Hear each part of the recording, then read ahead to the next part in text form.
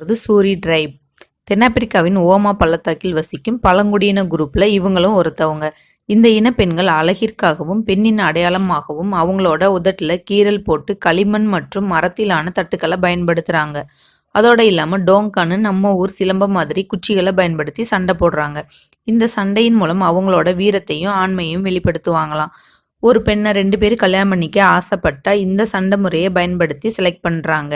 சண்டையோட முடிவுல 2 பேர்ல ஒருத்தர் இறந்ததுக்கு அப்புறம் தான் இந்த சண்டை முடிவுக்கு வருமாம். அடுத்து 4வதா பார்க்க போறது சிபு ஸ்கெலிட்டன் டிரைப். பப்புவா நியூகினியாவின் சிபு இன மக்கள் தங்கள் உடம்புல எலும்புக்கூடுகளை சித்தரிக்கும் பாரம்பரியத்திற்கு பேர் போனவங்க. காட்டுக்குள்ள வேட்டைக்கு போகும்போது இது மாதிரி உடம்புல எலும்புக்கூடுகளை வரைஞ்சிட்டு போறதுனால தீய சக்திகள் இவங்கள அண்டாதுன்னு நம்புறாங்க.